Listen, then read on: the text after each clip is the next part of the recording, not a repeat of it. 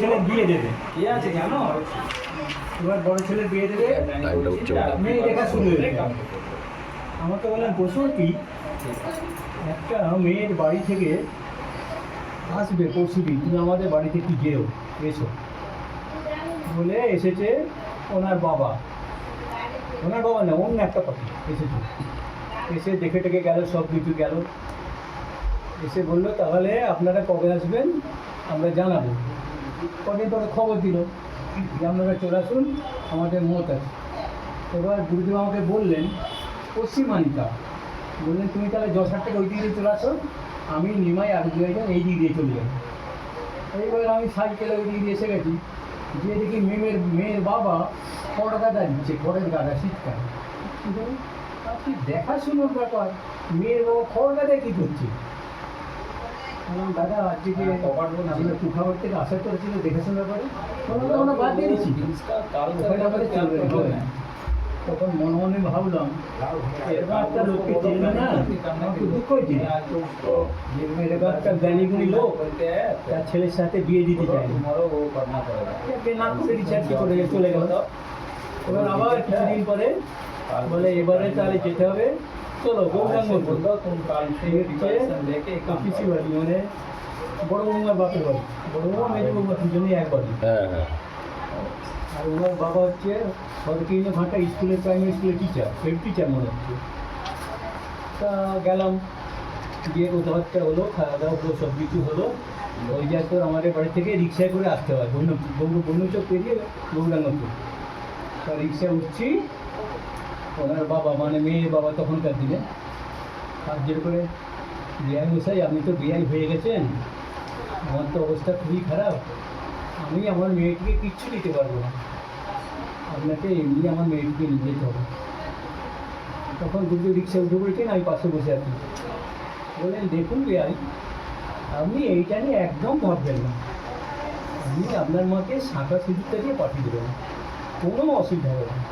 মানে একবারে প্রাণ দেওয়ার খোলামেলা কথাবার্তা, তার মধ্যে কোনো জড়তা নেই, আড়ষ্ট নেই, কোনো প্যাঁচের কথা নেই, খোলামেলা বলেলেন আপনার মেয়েকে শাঁখা সিঁদুর দিয়ে পাঠিয়ে দেবেন, আপনি একদম চিন্তা করবেন না বেআই, আপনি চলে যান।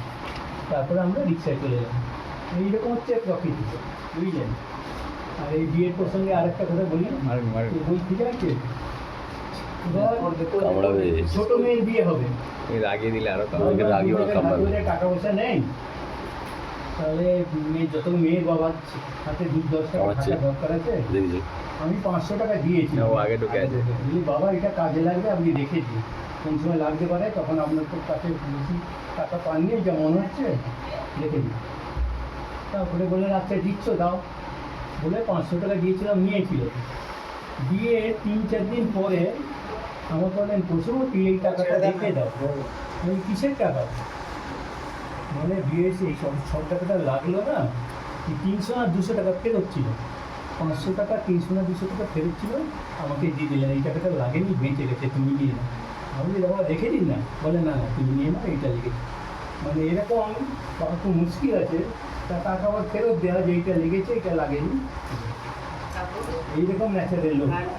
এইভাবেই আমরা ঢুকে পেয়েছিলাম, যখন অতি সাধারণের জন্যে এখনও নামজম সেরকম ছড়িয়ে পড়ে। যদি বর্ষা স্টাইল হতো, দেখতে দেখতে একবার টিপটপ হতো, বলো কি দুধে আলতা চেহারা, দেখে এখন মনে হবে যেন ঈশ্বরপ্রাপ্ত হয়ে গেছে। প্রকৃত যে ঈশ্বরপ্রাপ্ত সে বসে আছে, আর চারপাশে ছড়িয়ে বেড়াচ্ছে, আমরা দেখি আর হাসি।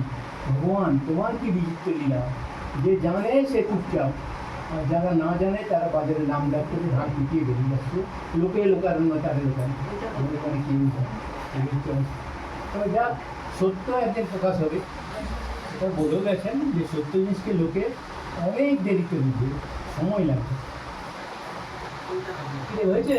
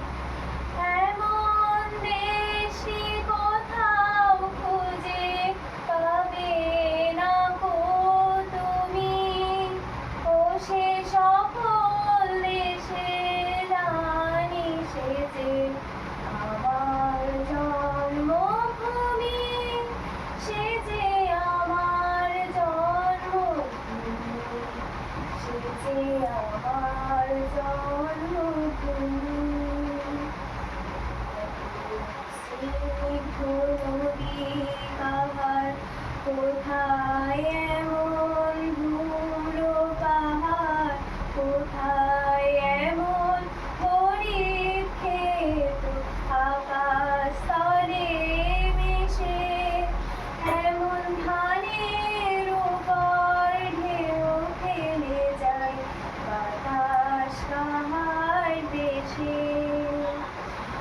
এমন দেশটি কোথাও খুঁজে পাবে না গো তুমি, ও সে সকল দেশের রানী সেজে আমার জন্মভূমি, সে যে আমার জন্মভূমি, সে যে আমার জন্মভূমি।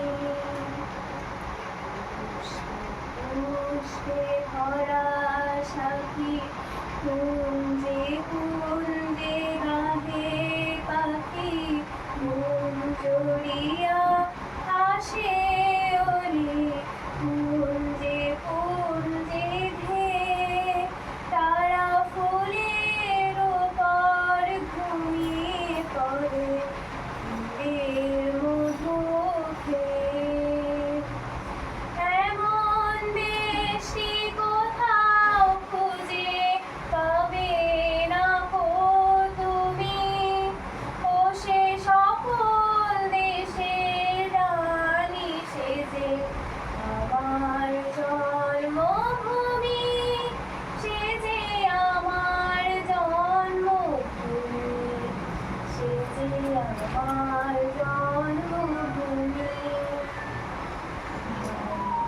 মায়ের এত স্নেহ কোথায় গেলে পাবে কেহ, ও মা তোমার চরণ দুটি বুকে আমার ধরে, আমার এই দেশেতে জন্ম যেন এই দেশেতে মরি।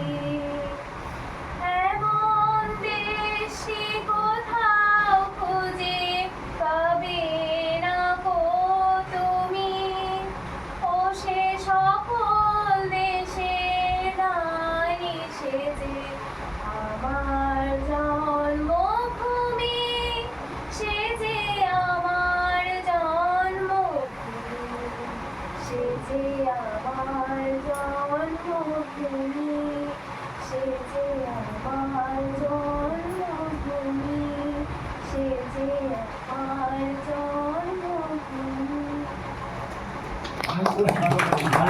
এখন বিরসিপুর আর পূর্বাশ্রী স্টেশনের মাঝে ট্রেন থেকে দেখা যায় বোম্বেলের একটা মন্দির। এখন দেখা যায় না, ফাঁকা। আমি আর নিমাইদা পুলিশের কাছে প্রথম আমাকে যে নিয়ে গেছিলো পুলিশের বাড়ি, তা নিমাইদা বললে একদিন যাবি দুজনে ওই মন্দিরটা কী হচ্ছে দেখতে যাবো। আমরা মন্দিরটা সব ঘুরছি বলে যখন তখন তো ট্রেন গন্ডগোল, এবার এই ট্রেন গন্ডগোল হয়েছে, দুজনে হাঁটতে হাঁটতে গেছে। মন্দিরে যিনি দেখভাল করেন উত্তর সর্বেশ্বর গোস্বামী, তিনটে বিষয়ে তিনটে বিষয় এবং বেদান্ত নিয়ে বিভিন্ন জায়গায় বক্তৃতা দিয়ে বেড়ান। প্রচুর জ্ঞানী লোক, মানে পণ্ডিত লোক, জ্ঞানী নয় পণ্ডিত লোক, বলতে করেছেন তো। সেই জন্য আমরা তার কাছে গেছি, গিয়ে আমাদের লক্ষ্যকে গুরুদেবকে তুলে ধরা। এবার গুরুদেবকে বলছি এরকম একজন আছে, সাধন ভোজন করেন, এরকম করেন। উনি শেষে বললেন যে তোমাদের শিষ্য কজন? আমরা বললাম বেশি নেই, 15-20 হবে। তাহলে আপনাদের গুরুদেব ঠিকই আছে, জানবে যে এটা বিষটা মানে ফুল, সেখানে মাছি ভ্রমণ করে, প্রচুর মাছি, কিন্তু যেখানে ফুল সেখানে মৌমাছি একটি দুটি, তার বেশি থাকেনি। যেখানে দেখবে এরকম হালকা লোক, এটা অরিজিনাল আছে, বুঝতে পারবে আপনাদের গুরুদেব অরিজিনাল আছে বলে মনে হয়। আচ্ছা, আপনাদের গুরুদেবকে একটা প্রশ্ন করি, আমরা জেনে আসবেন তো গুরুদেবের থেকে, পৃথিবীতে এমন কি জিনিস আছে যাকে ছুঁচের ডগায় ধরে সমস্ত পৃথিবীকে মাপা যায়? পৃথিবীতে এমন কি জিনিস আছে, এমন কি সূক্ষ্ম জিনিস যা ছুঁচের ডগায় ধরে সমগ্র পৃথিবীকে মাপা যায়? আমরা তো থমকে গেলাম, এইসব প্রশ্ন তো কোনো কালে শুনিনি। হয়তো ধর্মের কথা বলবে কি কিছু, মনে মনে হয় যে গেল, আর গুরুদেব এসব কোনো উত্তর দিতে পারবেন না, আমাদের পক্ষেও আর বলার সম্ভব হয়নি। এই আসছে আমাদের আশা শেষ। বললাম ঠিক আছে, উনি তো লেখাপড়া করেননি কিছুই, অভিমোদন করেছেন, তাহলেও জিজ্ঞাসা করছে, আপনাকে জানিয়ে যাবো, যে উত্তরটা নিশ্চয়ই জানিয়ে দেবো। আমাদের আশা সেইখানেই খানিকটা থমকে গেছে, মানে আমরা ভাবছি আর উনি পারবেন না উত্তর দিতে। এবার বিশ্বুপ থেকে ওইটা আসতে প্রায় 15-20 মিনিট সময় লাগে, হেঁটে কি আরও বেশি। ওইখানে একটু বসে যাও, পরে ঢুকবে। তারপরে আমরা দুজন বললাম নিমাইদা, এবার গুরুদেব আর পারবেনি। স্টেশনে আমাদের খুব মন খারাপ, আর আসতে পারেনি। গুরুদেবকে এই প্রশ্নের উত্তর দিতে পারবেন, এমন কঠিন প্রশ্ন। বলে সন্ধ্যাবেলা গুরুদেবের কাছে এলাম, বলে বললাম এখানে গেছিলাম, উনি একটা প্রশ্ন আমাকে জিজ্ঞাসা করতে বলেছিলেন, যে পৃথিবীতে এমন কোন জিনিস আছে যার দ্বারা সমস্ত পৃথিবীকে ছুঁচের ডোগায় মাপা যায়। তখন গুরুদেব চুপচাপ বসে বললেন, দেখো তোমাদের প্রশ্নের উত্তর হচ্ছে জ্ঞান। জ্ঞান হচ্ছে এমন সূক্ষ্মতম জিনিস যা ছুঁচের ডোগার পরিমাণে মেপে সব কিছু বলে দেওয়া সম্ভব। জ্ঞানই হচ্ছে সবার উপরে, তার থেকে ভেঙে ভেঙে সব গেছে। জ্ঞান হচ্ছে সেই সূক্ষ্ম জিনিস। মনটা আমাদের খানিকটা শান্ত হলো, কিন্তু উত্তরটা যে ঠিক হয়েছে বুঝবো কী করে? আমরাও তো নিজের উত্তর জানি না, সুতরাং আমাদের সন্দেহ থেকেই গেল। তবু কালকে শান্ত হলো যে একটা উত্তর তো দিয়েছেন। এবার কদিন পরে আবার গেছে, সত্যি কথা কি ওই ভদ্রলোক ভুলে গেছেন, জিজ্ঞাসাই করেন। কিছুক্ষণ পরে আলোচনার পর আমরা বললাম, সেদিন যে আপনি প্রশ্ন করেছিলেন, আমরা প্রশ্নের উত্তর হচ্ছে গুরুদেব দিয়েছেন। বলেছেন জ্ঞান হচ্ছে এমন জিনিস যা ছুঁচির ডোগায় ধরে সমগ্র বিশ্বকে মাপা যায়। এত সূক্ষ্মতে সূক্ষ্ম জিনিস জ্ঞান হচ্ছে সেই জিনিস। বলে এটা বলেছেন, সত্যি আমরা গুরুদেব উঠতে করতে হবে। সত্যিই গেছেন, উনি লেবার হয়ে কাজ করেন তালিকার ধরে ঠিক কোথায়। এরকম উত্তর দেওয়া সাথে কেন, তারপর তো আর পণ্ডিতদের মধ্যে উত্তর দেওয়া সম্ভব নয়। দেখুন আমরা গুরুদেবকে উত্তর দিচ্ছি। আমরা আর একটা সেদিন প্রমাণ পেলাম যে সত্যি আমরা ভাবলে উত্তর দিতে পারবো না, উত্তর দিতে। এই হচ্ছে কথা। আর রাত্রি হলেই রাত্রির চারটা কথা বলে 5টা 5:30 করে শেষ করে দেবো।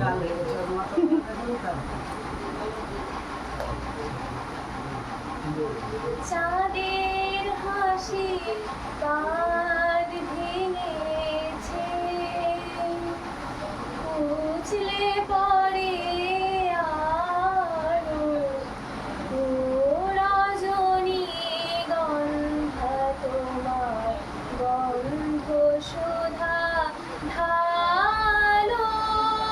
চাঁদের হাসি বাঁধ ভেঙেছে, পাগল হাওয়া বুঝে না রে, ডাক পড়েছে কোথায় তারে। পাগল হাওয়া বুঝে না রে, ডাক পড়েছে কোথায় তারে। ফুলের বনে যার পাশে যাই, তারই লাগে ভালো। ও রজনী গন্ধা তোমার গন্ধ সুধা ঢালো। চাঁদের হাসি বাঁধ ভেঙেছে, গগনের ললাট খানি চন্দনে আজ মাখা। বাণী বনের হংস মিঠুন মিলেছে আজ পাখা। গগনের ললাট খানি চন্দনে আজ মাখা। বাণী বনের হংস মিঠুন মিলেছে আজ পাখা। পারে যাতে কেশর নিয়ে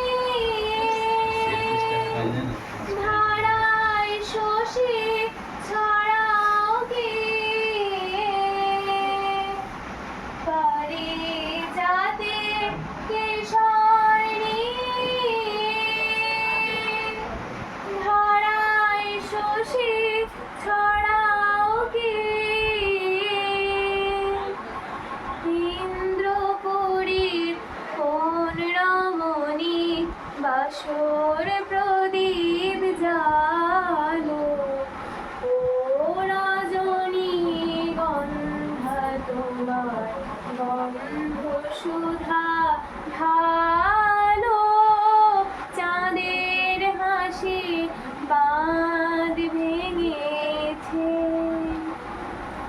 তোর ওই গানের থেকে ভিডিওতে ভালো দেখাচ্ছে।